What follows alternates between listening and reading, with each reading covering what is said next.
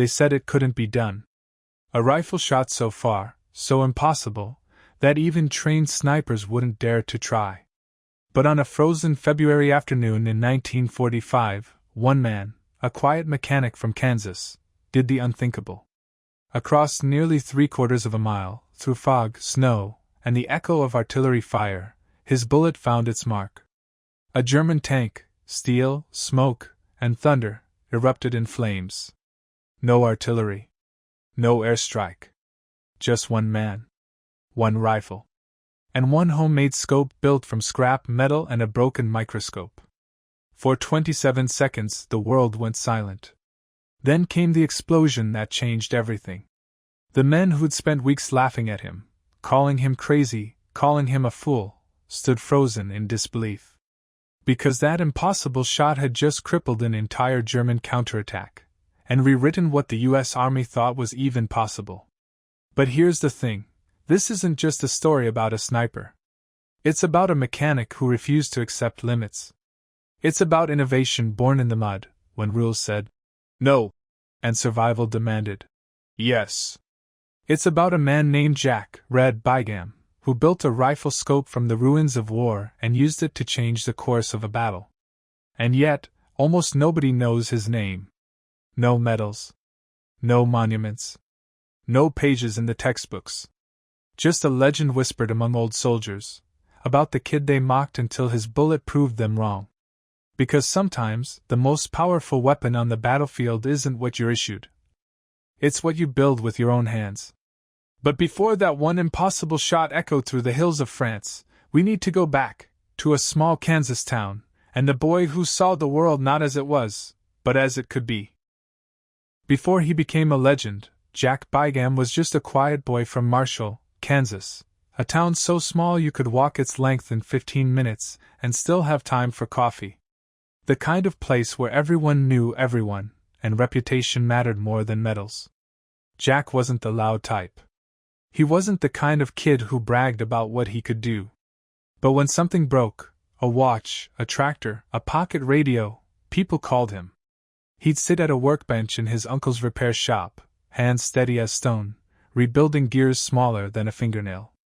Neighbors used to joke, "That boy's got nerves made of ice." He didn't dream about glory. He dreamed about precision, about making things work. Then came the war. In 1943, the draft pulled him out of his quiet life and dropped him into chaos. He left behind ticking clocks and open fields for barracks, mud, and the metallic scent of gun oil. At Fort Benning, the instructors noticed him fast.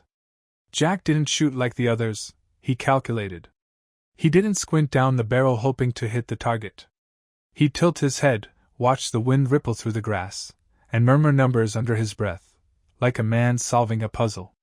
When he fired, his bullets didn't just hit targets. They threaded them. But the Army had no place for mechanics who thought like engineers. They needed bodies, not thinkers. So instead of being trained as a sniper, Jack was issued a standard Springfield M1903A4, a heavy pack, and orders to march east. By the winter of 1944, he found himself deep in the frozen woods of France, part of the 4th Infantry Division grinding through what was left of the German front. It was cold enough to freeze the oil in their rifles. Food was scarce. Sleep came in stolen minutes. And worst of all, their scopes were failing. The U.S. Army, despite all its resources, couldn't keep up with the damage. Many of the optical sights fogged up, cracked, or disappeared completely in the chaos of battle. A sniper was useless without his scope. And a rifleman without precision? Just another shadow in the snow. Most soldiers cursed their luck and waited for resupply that never came. But not Jack. Something in him refused to accept. That's just how it is. While others complained, he started thinking.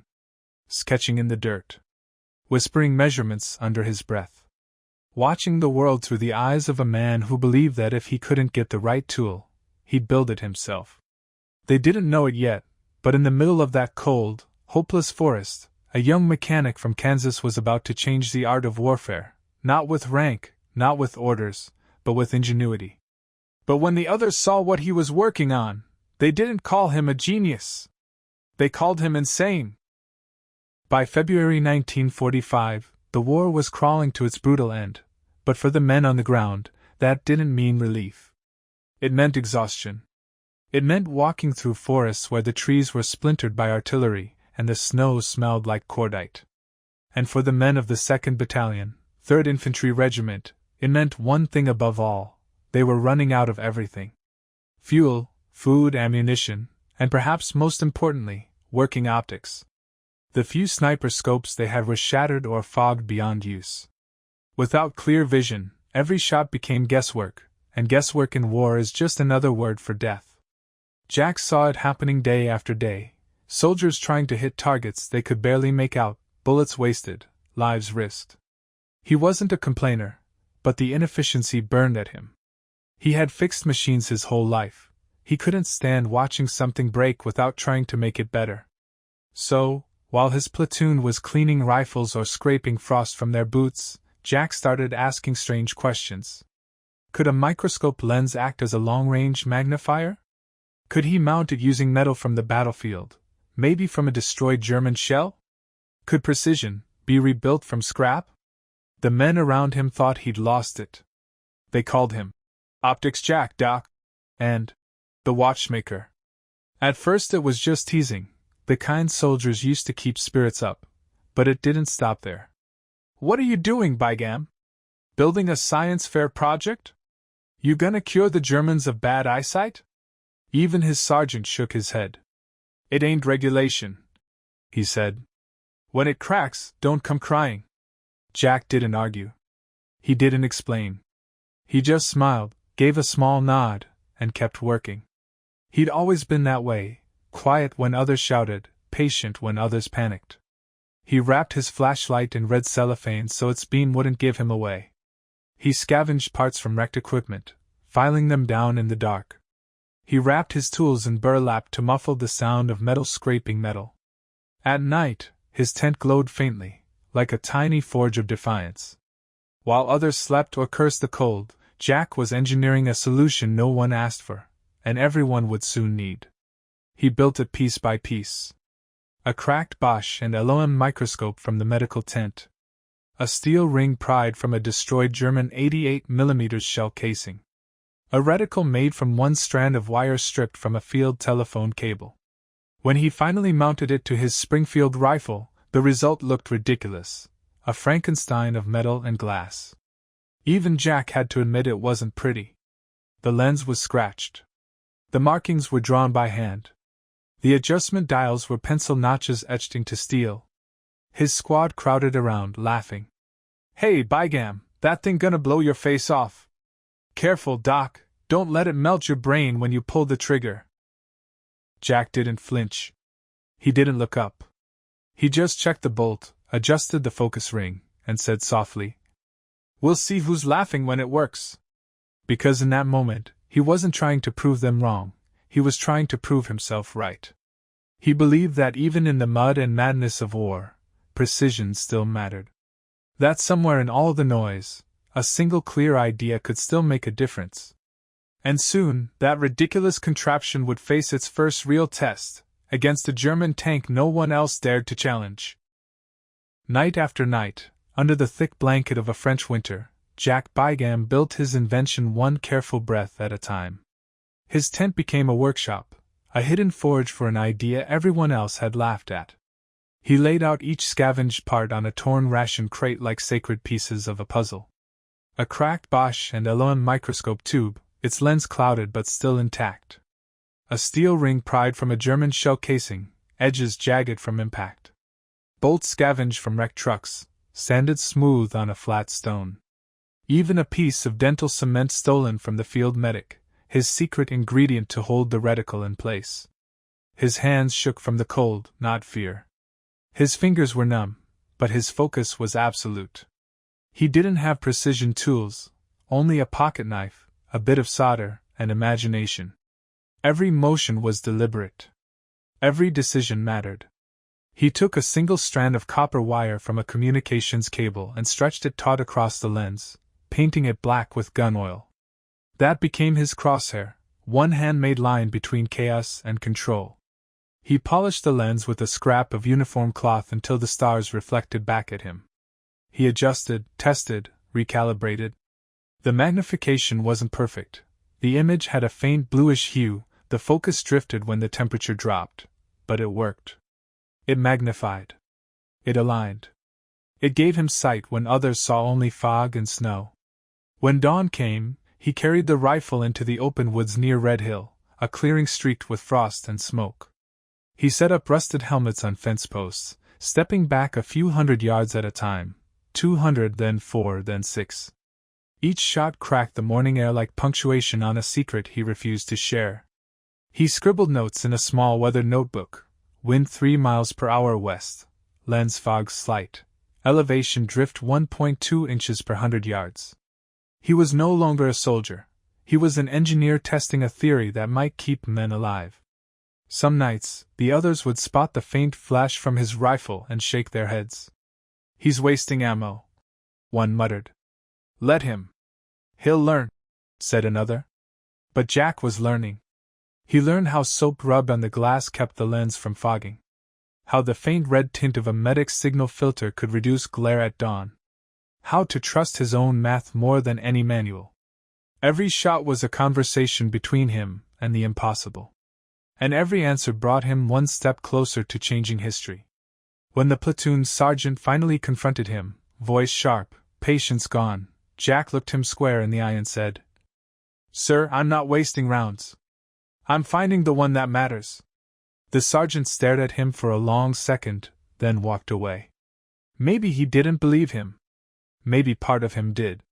By the time the order came, the mission that would send Jack into the hills overlooking Bois de Line, the scope was ready. Ugly. Improvised. Unapproved. But ready. It wasn't just a tool anymore. It was an extension of him, a piece of home, of stubborn Kansas logic welded onto military steel. When he lifted that rifle and looked through the scope, the world didn't look broken anymore. It looked solvable. And soon, the army would test that theory, when a column of German tanks rolled into the valley below, and one young mechanic decided to take the shot no one else dared. February 12, 1945.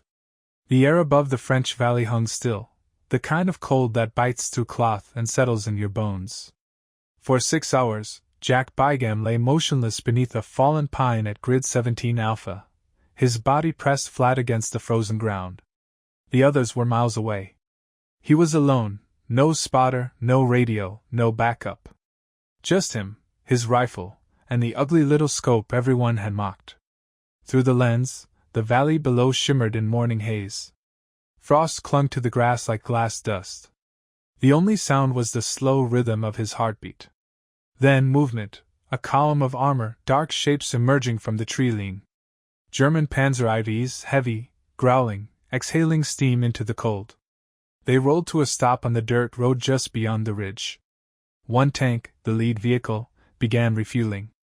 A crewman climbed out, fumbling with a jerrycan strapped to the rear hull. Jack's eyes locked on the moment. He'd studied the Panzer blueprints before, knew that behind that thin armor plate was the fuel intake, a soft target hiding inside hard steel. He wasn't planning to pierce the tank. He was planning to ignite it. He measured the distance again in his head, 200 yards, more than 1,000 meters. 3/4 of a mile. A shot most marksmen wouldn't even attempt. His breath fogged against the scope. He wiped it clear, adjusted one final time. He whispered to himself. Wind 3 west. Elevation 125. Don't miss. The breeze slipped through the pines, gentle but shifting. He could smell the smoke from the German engines, oil, iron, heat. The world narrowed to a single circle of glass no bigger than a coin. The crosshair, a handmade thread of copper wire, trembled for a heartbeat, then steadied. The German loader leaned over the jerrycan. A tiny glint of reflected sunlight flashed off the cap. Jack exhaled halfway and held it. In that second, the entire war went silent. No artillery. No orders. No doubt. Just the hum of tension between man and machine. He squeezed the trigger. The rifle cracked, sharp, clean, final. The recoil pressed into his shoulder and was gone. For a fraction of a second, nothing happened. Then, a spark. A hiss. A bloom of orange. The fuel can erupted like a torch. Fire spilled down the rear of the Panzer, licking the engine grate, crawling toward the ammunition storage. The crew screamed, one fell, another vanished in flame. And then, with a thunderous roar that ripped through the valley, the tank detonated from the inside out. A mushroom of black smoke and fire tore upward, echoing off the frozen hills. Jack didn't move. He didn't celebrate.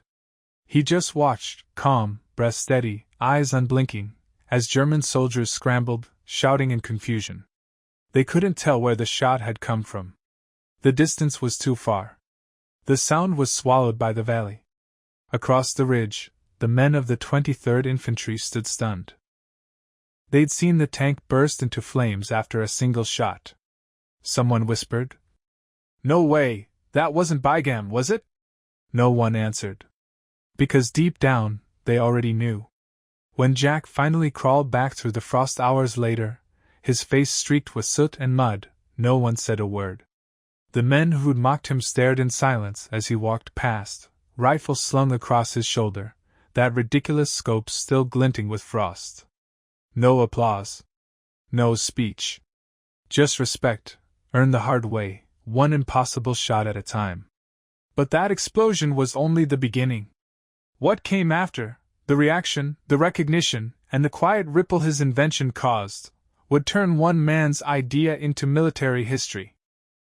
When Jack Bigham walked back into camp that afternoon, the battlefield was still smoldering miles behind him.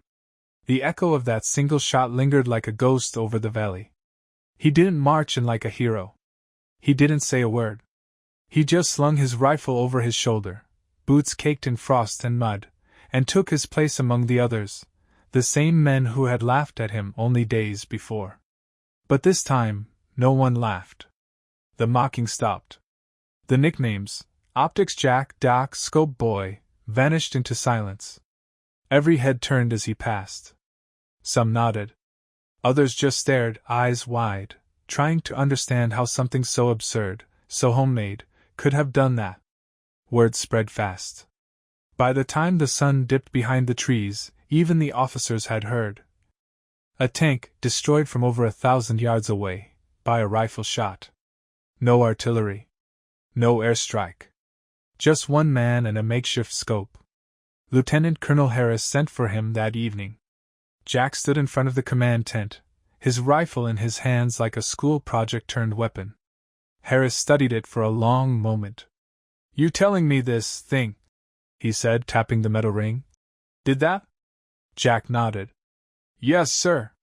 The colonel ran a hand down the side of the weapon, the solder seams, the rough edges, the handwritten notches, and said quietly, almost to himself, "You just rewrote the book." That night, messages flew through radio channels and courier lines.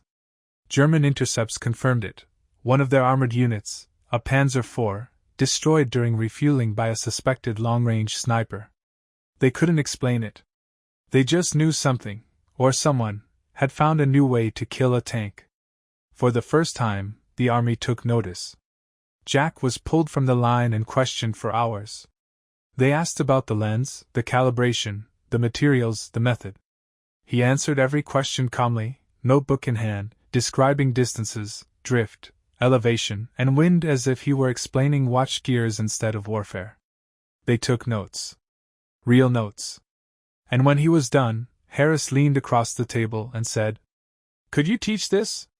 Jack hesitated only for a second. "Yes, sir. But they'll need patience." He spent the next week demonstrating his scope to a small group of riflemen, showing them how to improvise with precision, how to measure angles by instinct, and how to make do when supplies failed. The same soldiers who once laughed now hung on his every word.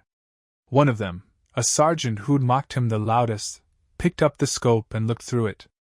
"It's ugly," he muttered. "But damn, it works." Soon, officers from other battalions arrived just to see the weapon for themselves. Some brought photographers. Others took sketches. It was as if a myth had materialized, a rumor turned real. No medals were given. No ceremonies held. Jack didn't ask for them. He wasn't chasing recognition. He was chasing reliability. He cleaned his rifle in silence that night, running a cloth over the scope like a craftsman polishing a masterpiece. In that moment, he wasn't thinking about fame, doctrine, or headlines. He was thinking about function, about how something built by hand, under fire, had worked exactly as he imagined. In the chaos of war, one man's belief in precision had sparked a ripple far greater than the shot itself. Because that explosion didn't just destroy a tank. It destroyed doubt. But the story didn't end when the smoke cleared. Because after the war, Jack's invention, and his philosophy, would outlive him in ways he never expected. The war ended just 3 months later. The guns went silent. The cities crumbled. Europe breathed, broken, battered, and finally still. For millions, it was the end of chaos. For Jack Bigham, it was the beginning of silence. There were no parades when he came home. No medals pinned to his chest. Just the quiet return of a man who'd done his job and didn't feel the need to explain it. He stepped off the train in Marshall, Kansas, that same small town that had raised him, and walked down Main Street with his duffel over his shoulder. The air smelled of wheat and motor oil, the smell of home. His parents met him at the station. His mother cried. His father said nothing, just patted his back and led him home. In his old workshop, the tools were right where he'd left them. A cracked clock face. A pile of screws. And on the workbench, his notebook, still open, still waiting, a pencil mark beside a line that read, 3 seconds drift at 500 yards. Asterisk. He smiled, sat down, and for the first time in years, exhaled. He never bragged about the shot.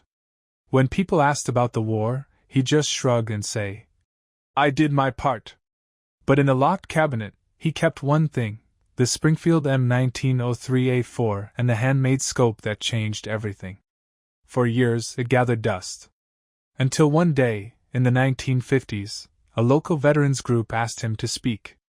Jack didn't want to, but eventually he agreed. He brought the rifle, not to show off, but to remind the younger men that innovation doesn't need permission. He spoke softly, without notes, just telling the story of cold nights, broken glass, and belief stronger than doubt. He ended with a single line that silenced the room. It was never about the scope. It was about proving I could make something better when no one else believed I could. That sentence became his legacy. It was later engraved on a brass plaque beside his rifle at the Kansas Military History Center, where both now sit in a glass case, the scratched lens still mounted, the hand-notched dials still visible beneath the fingerprints of the man who built them. Visitors walk past every day, some barely noticing. But a few stop. They lean closer. They trace the edges of the steel, read the small inscription, and realize what they're looking at, not a weapon, but a statement. A statement that innovation isn't about resources, it's about resolve. That a man with nothing but scrap and conviction can change doctrine, shift belief, and rewrite possibility. Jack never wrote a book. Never sought fame. But the U.S. Army did quietly change because of him. After his shot, field reports began mentioning vulnerable points on armored units, weak spots that snipers should exploit when possible. Training manuals were updated. By the time Vietnam arrived, the role of the sniper had evolved from an afterthought to a strategic weapon. Jack Bigham's name wasn't in those pages. But his idea was. His mindset was. Every time a soldier improvised under fire, every time a field engineer built something from nothing, they were echoing Jack, the man who looked at a microscope and saw a battlefield solution. Decades later, a historian tracked him down for an interview. By then, Jack was older, hair gray, hands still steady. When the historian asked if he realized how many lives his idea had influenced, Jack just chuckled. Son, he said, I just didn't like being blind. He paused, glanced at the dusty rifle case beside him, and added, You build what you need. That's all I ever did. And that's the truth of his story. One man, one lens, one act of defiance that rippled through time. He didn't fight for glory. He fought for clarity, in his vision, his craft, and his belief that even in the darkest moments, a human mind could still see farther than fear. And maybe that's what makes Jack's story more than just a war tale. Because what he built wasn't just a scope, it was a blueprint for courage, creativity, and the kind of innovation the world still needs today. Every war leaves behind ruins, cities shattered, lives fractured, stories half forgotten. But hidden among the noise of history are the quieter moments, the kind that never make it into textbooks, but change the world all the same. Jack Bigham's *** story is one of those. A young mechanic who refused to accept standard issue. A man who looked at the impossible and thought, **maybe I can fix that. He didn't have resources, privilege, or permission. He had curiosity, stubbornness, and belief, the kind of belief that gets mocked until it works. And that's what makes his story timeless.